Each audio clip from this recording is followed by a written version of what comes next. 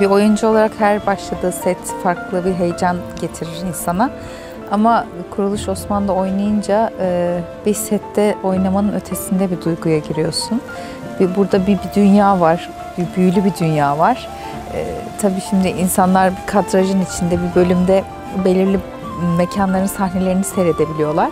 Ama buraya yani Kuruluş Osman'ın setine geldiğinizde böyle hiçbir şey yapmadan aslında 1-0 bir duyguya girmiş oluyorsunuz. O dünyaya girmiş oluyorsunuz. O döneme gitmiş oluyorsunuz. O yüzden de burası tarif edilemeyecek kadar güzel bir yer. Selcan benim için çok önemli. Bağ kurmanın dışında benim için böyle en değerlim dediğim, oynadığım, canlandırdığım, bugüne kadar hayatımda oynadığım roller arasında en değerlim dediklerimin arasında. O yüzden de onunla kurduğum bağ çok güçlü. Ama bu bağ onun gibiyim, ona benzer yönlerim var anlamında bir bağ değil. Onu sahiplenme anlamında bir bağ. Yani Selcan'ın her hareketi, her diyaloğu ve bence bu zaten bir ekip işi.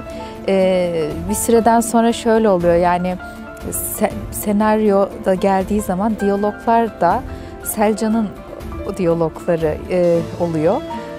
Onlarla ben bütünleşmiş haldeyim. İlk başlarda bu rolü çıkarana kadar çok detaylı çalışıyordum. Ama şimdi artık öyle bir şey oldu ki yani sanki Selcan zaten hani orada diyaloğu okumasam sanki yazılanı söyleyecekmiş Selcan gibi. Yani o kadar özdeşleşti, o kadar dizinin yani Kuruluş Osman içinde şimdi tabii daha böyle bir ana olarak Selcan Hatun bir yer edindi.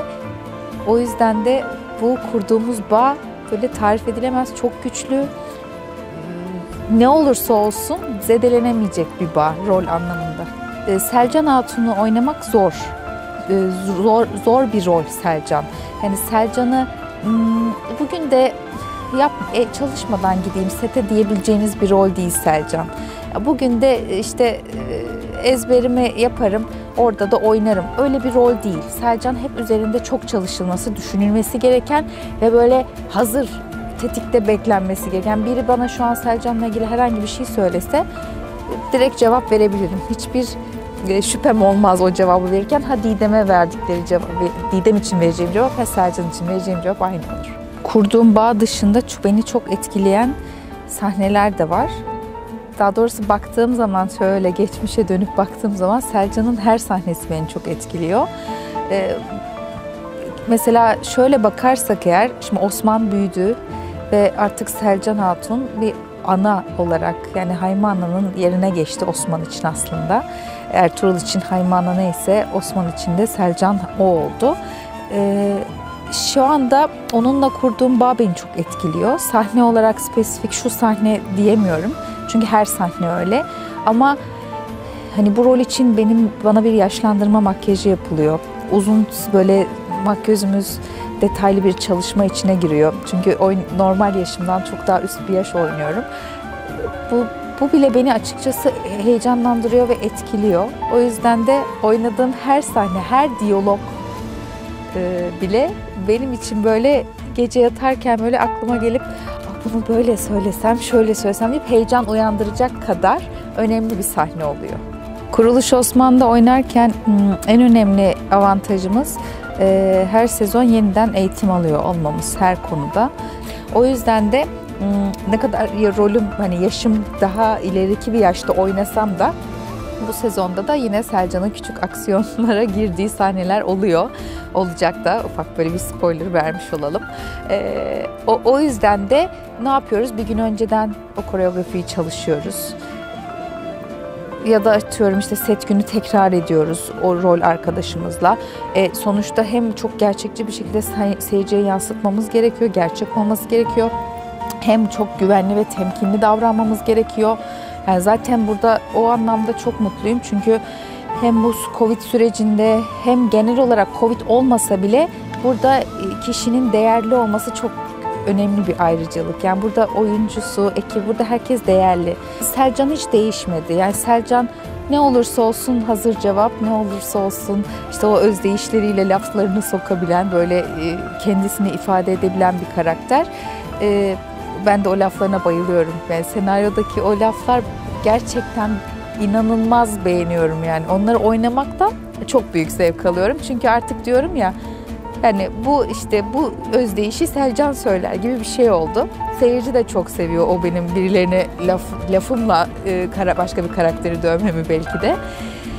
Bu sezonda da yani çok fazla spoiler vermeyelim ama çok koruyucu ve kollayıcı bir Selcan Hatun var. Kimin ne zaman koruyup kollayacağını bilemeyiz. Tabii ki emin olduklarımız var ama seyirciyi şaşırtabilecek, seyircinin şu an karakterleri tanıyor seyirci. Kimin iyi, kimin kötü olduğunu da henüz bilmiyor da olabiliriz. Bu süreçte Selcan hep başta Osman'ın yanında ve destekçisi olmak üzere zaman zaman da değişik karakterlerinde destekçisi olabilir, karşısında durabilir. Selcan Hatun'u sevenleri çok seviyorum, sevmeyenleri de çok seviyorum. Başta kötüyken Selcan Hatun da onu da çok seviyordum. Sonra Selcan Hatun iyi olduktan sonra o şekilde, aynı şekilde ona inandılar Selcan'a ve aynı şekilde sevmeye devam ettiler. Ve şu anda açıkçası eskiden böyle derdim ki işte kötü yorumları okumayayım, beni etkiler. Şimdi artık kötü yorumlar yok. Yani şu anda sosyal medyaya girip yorumları okumak beni mutlu eden bir şey oluyor. Çünkü o kadar bağlı, o kadar sevgi dolular ki hem Türkiye'de hem yurt dışında.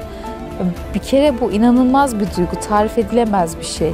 Yani insanın böyle at gözlüklerini atıp dünyayı daha geniş görmesi gibi bir his veriyor insana. Bu yani Kuruluş Osman'da bunu sağladığı için Diriliş ve Kuruluş gerçekten hem teşekkür ediyorum hem de çok mutluyum.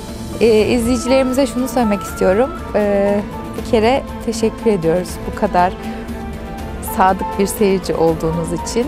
Onun dışında da yani size layık olmak için emin olun burada çok ama çok büyük bir ekip, çok güzel bir çaba içinde ve önümüzdeki bölümlerde de sizi heyecanlandıracak ve şaşırtacak şeyler olacak. O yüzden bizi izlemeye devam edin.